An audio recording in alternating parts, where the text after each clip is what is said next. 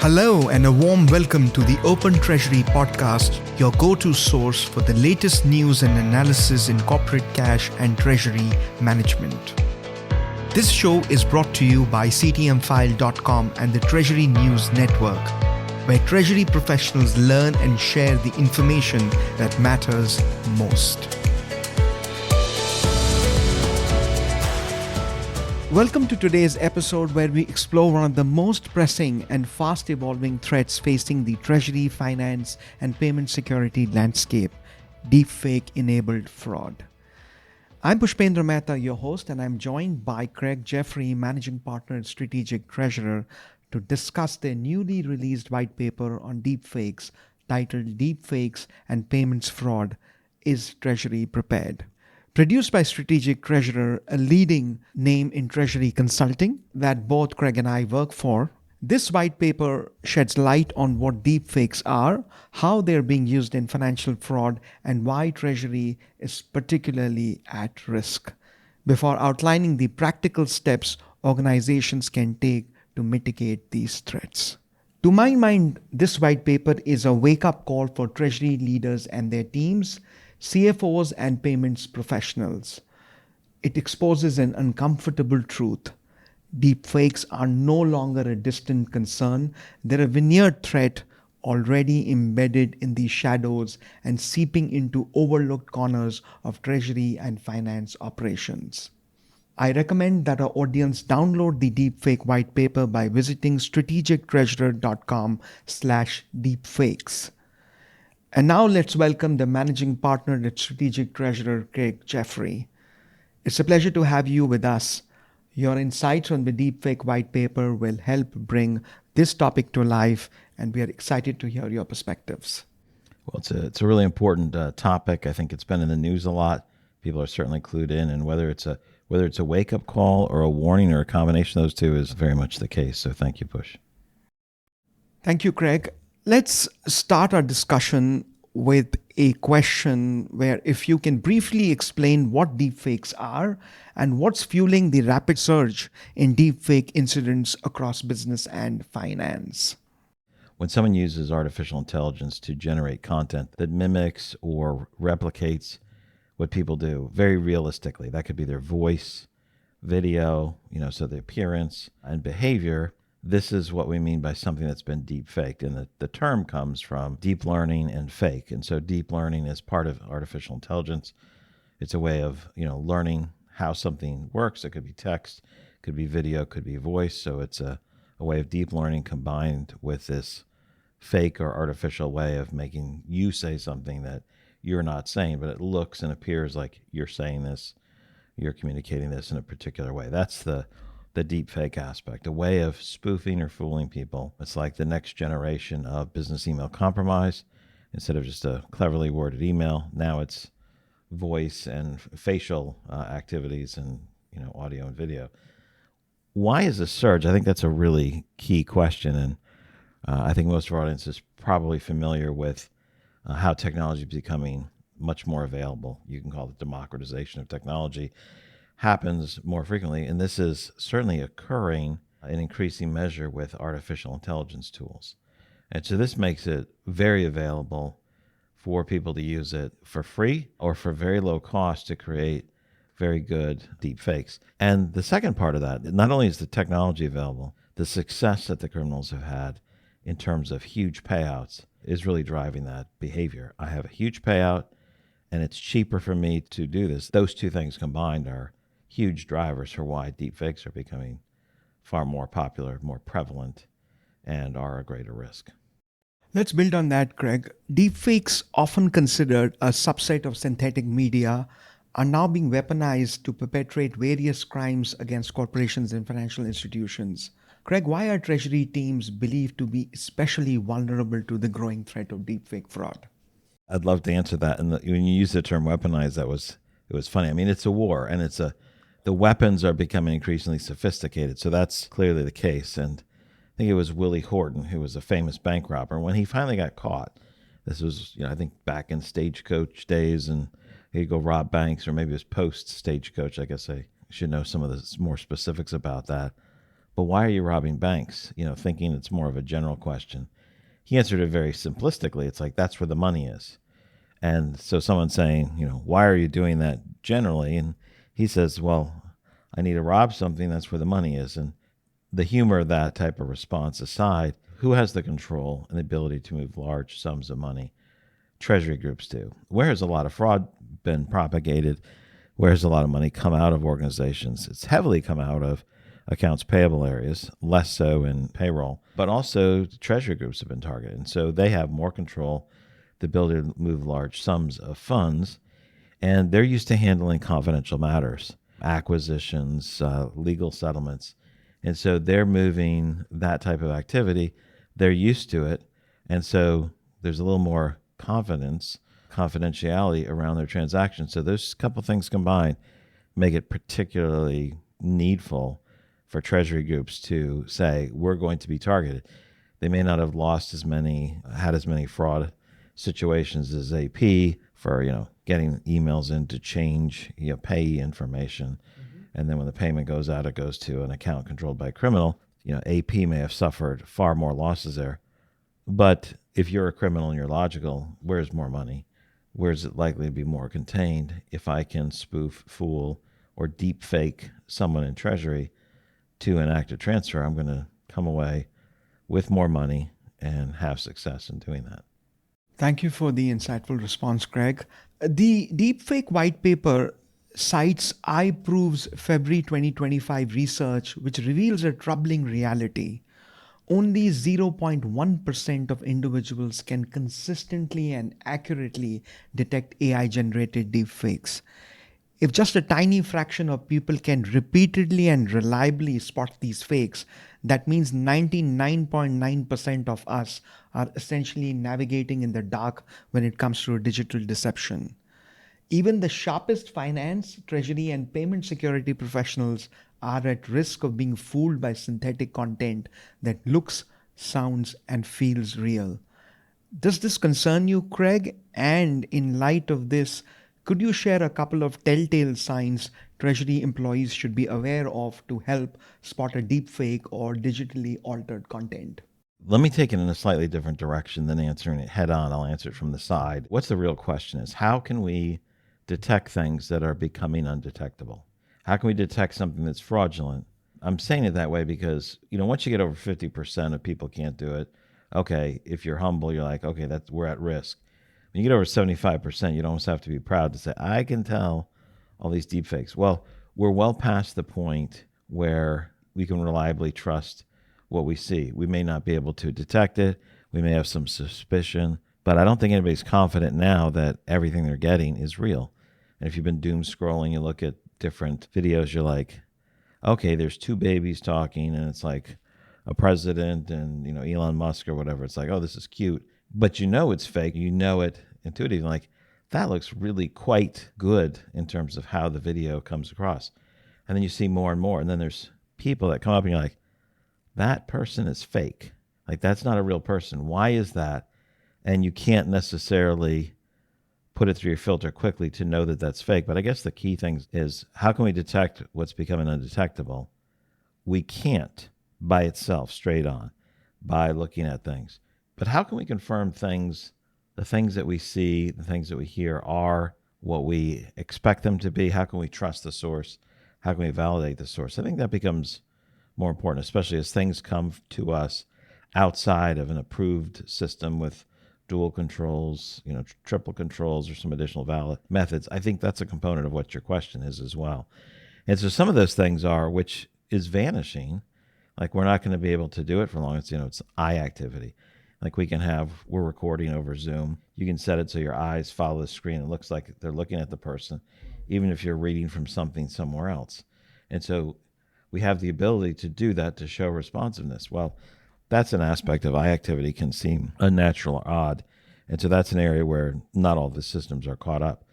The other is we would refer to as mismatched facial expressions or overlay errors. In other words, you're putting a face over an existing head and body, and they're not quite matching, right? The shading, the coloring, when things turn, it's not sitting within the face right. And so that can be a situation.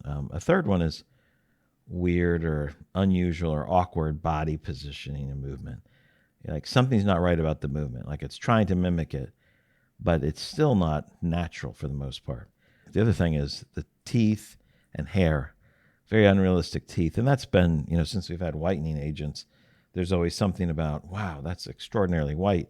But everything's perfectly sized. Maybe there's no gradation between it. It looks more like the Barney teeth, the Barney the dinosaur, where it's a straight white flow instead of individual teeth. Hair, usually there's some hairs that are out of alignment.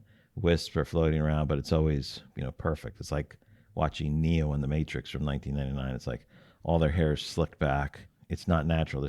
It's not quite there yet. And audio and noise anomalies tend to play out as well. Sometimes experts refer to that as they're focused more on the video than the audio. And so it's creating some distortions, some unnaturalness to that. But we're at the point where many things are rapidly becoming undetectable. And at what point will they be undetectable? I mean, 90% is too much. Like you can't now rely on just some short conversation where it's going to, you would be fooled by it. So this idea of we have to confirm and test the sources with what we're saying, whether you do that by, hey, we have a code list that you can share a code at a certain point when a message is being delivered. You can do that by confirming with a text message back to the person who's supposed to be talking to you. Are we talking right now on this topic? Say this word or whatever. Some way of providing validation that who you're talking to is fine. When messages that are changing payment instructions or providing you some type of activity that could be fraudulent or could result in a fraudulent transfer if you're not checking it. And so I think that's the key thing there, is not to say how can we become really good at the hair is not right, the person's smoothed out, all that stuff. We do those things, right? There's auto-tune on voices. There's the smooth out your image when you're on Teams or Zoom. There's like all those things are done naturally. And so whatever the points that are failing right now will disappear very, very soon. I know there's some systems that when they're checking for security, it'll even check flow of blood and it'll look at pressure points and heat on the face, and it'll become a different and a better image. And so that's going to be a way to provide an advantage for a time, but why wouldn't that be captured up front? So this idea of secondary sources and validation for instructions certainly matters. Now moving on to strengthening Treasury's defenses against deepfakes. Craig, one quote by you in the deepfake white paper really stood out. You said, when fakes started with the roughly worded language and misspelled words, we all laughed at these attempts. As they became progressively advanced, we stopped laughing and paid attention to the losses that were piling up. Now every treasurer is highly concerned about the hyper sophistication and the level of automation being used for deepfakes. Increasing our defensive posture through AI-infused automation, staff training, and improved workflows is of existential importance for asset protection. Can you please expand on that? And could you also elaborate on another key point from the white paper that aligns with your quote, namely that defense must begin with people, policies, and processes? Yeah, so Push, the gist of that quote is that criminal proficiency in this war is escalating rapidly. You talk about war over time, you see, okay, someone has something that can, a better club and then a spear and then arrows that you can shoot from afar and then, shields and, like there's always this increase in offense and defense and how that changes the tide of war over time. I think this idea of how we look at the threat from cyber criminals who are stealing money, trying to convince you to send money or stealing data, this war is escalating rapidly. And so it's funny when it starts because it's not a problem. It's like nobody is going to be fooled in a business setting. And then it gets better and better. And now you're like, is that right? No, that's not right. And then you think you're fine. And then you make up stories in your head that they're not after our company. It's all right. And so we're at the point where we've seen enough losses. This idea of the sophistication has become extremely good. I think you use the term hyper sophistication, right? And supremely easy to do. The tools are readily available. And so now it's, how can I spoof you? I have a massive tool set to do that.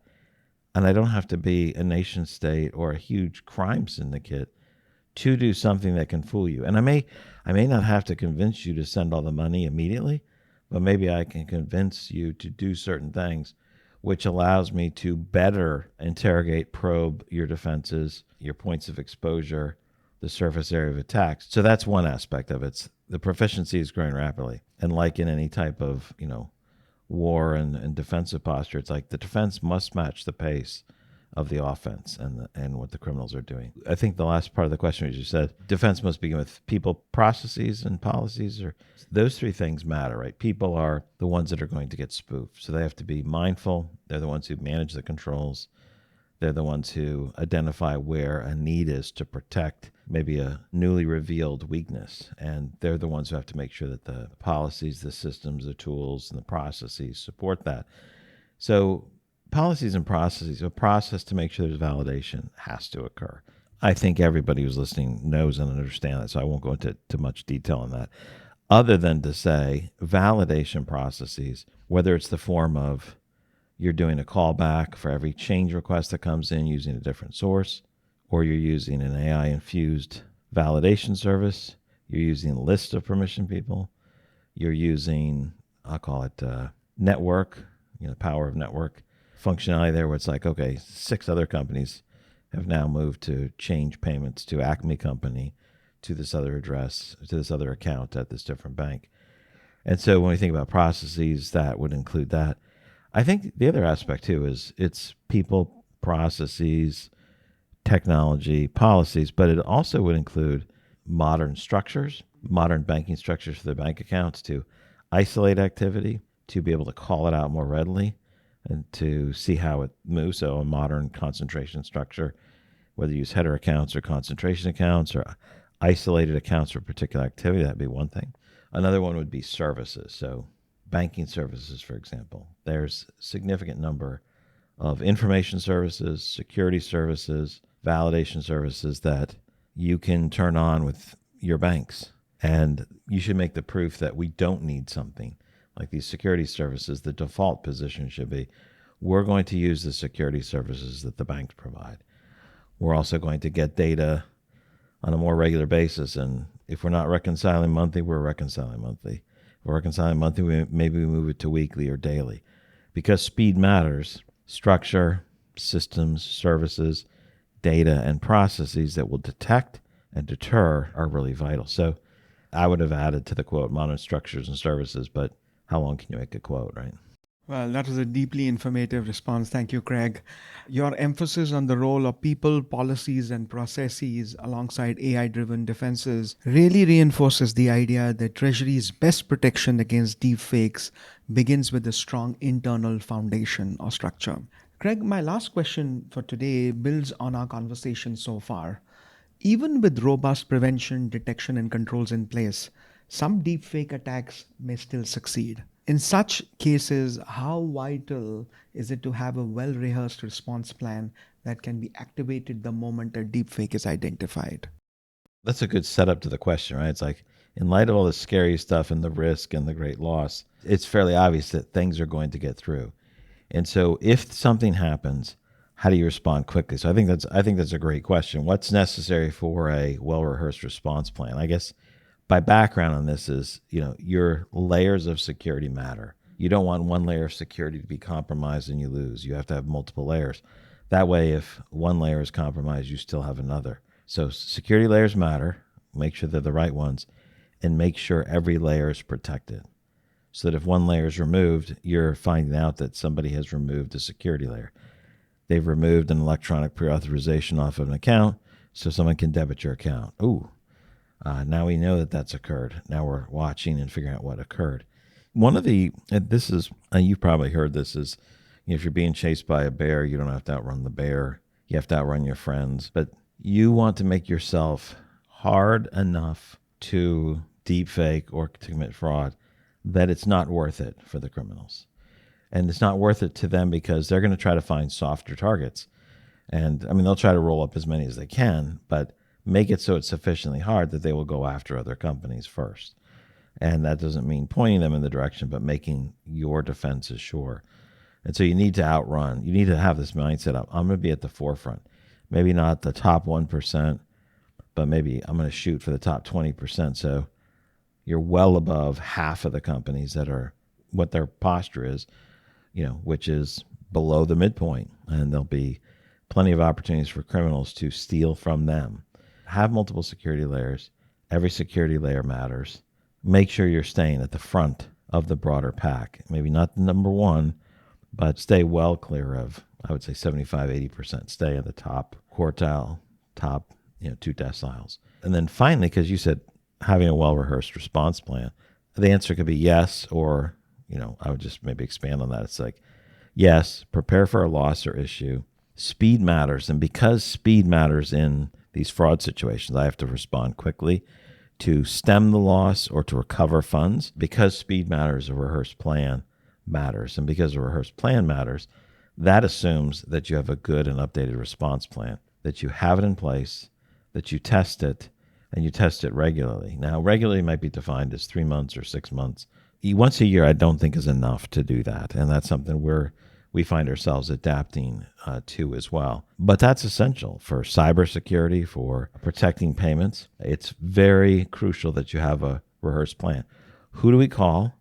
Who do we notify? We notify criminal, law enforcement that will help pursue the criminals. We want to make sure we can contact our banks immediately so they can use what their functionality is to stop it if it's still within the banking system, or they can put out other alerts to stop it from criminals exploiting other companies. So if someone has gained control of an account and they're moving funds to a particular account, once that's discovered what's happening, they can pass out alerts to flag that account because it's going to a compromised account, which is used to exfiltrate money out of the banking system or out of the country, wherever that it came from. So your question is, how vital is it? I think it's essential. If you don't have a plan, that's not acceptable. If you don't rehearse it at all, that's still in the area of not acceptable. What would be ideal is to have it, to rehearse it, to make people aware that they have it. Don't get tied up into this is embarrassing, the money's gone, I'm done. No, if the money's gone, do what you can to stop it from happening to others and see if you can catch it before it has left the banking system. Your bankers will be a big help. Whatever government crime agency you have can help you in that area as well. Those are great points, Craig. Your insights on the importance of a well-rehearsed response plan truly underscore the need for readiness, not just resilience. Is there anything else you'd like to add or share before we wrap up this discussion?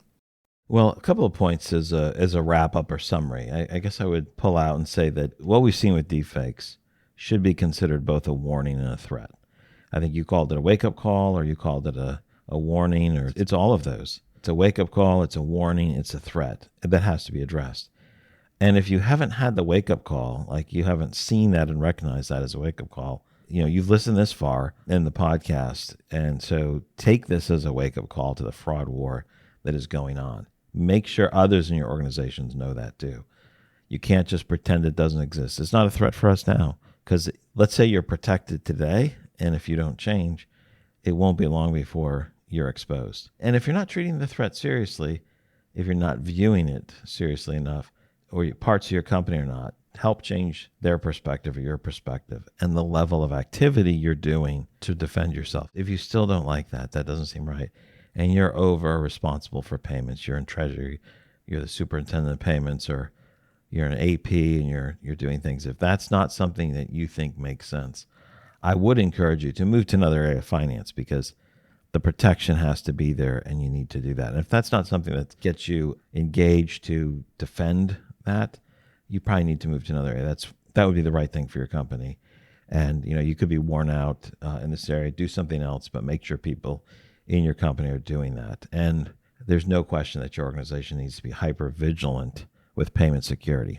Train your people on payment security. Set up the reaction plans and test those. Make sure you're looking at people, processes, structure, services, technology to provide that support. I don't want people to listen to this just say, I just need to protect against deepfake. Criminals will use any means necessary. Deepfakes are a very good tool to get you to give up information or to get you to act in a way you shouldn't, leaving your company vulnerable to a loss or creating the situation where funds leave the organization. Well, those are wise words. And before we close out this episode, I encourage all our listeners to head over to strategictreasurer.com/deepfakes and download their must-read white paper on deepfakes. That brings us to the end of this episode. Craig, thank you for sharing your valuable perspectives. And to our audience, thank you for joining us. Stay sharp, stay deepfake aware and trained, and stay one step ahead, because anticipation is the key to outsmarting digital fabrications or intelligent forgeries. If you found this discussion helpful, please subscribe and share this episode with your network. We'll be back soon with more meaningful conversations on the evolving world of corporate treasury and payments. Thank you and have a wonderful week. This podcast is provided for information purposes only, and statements made by CTM File or guests on this podcast are not intended as legal, business, or consulting advice. For more information, visit ctmfile.com.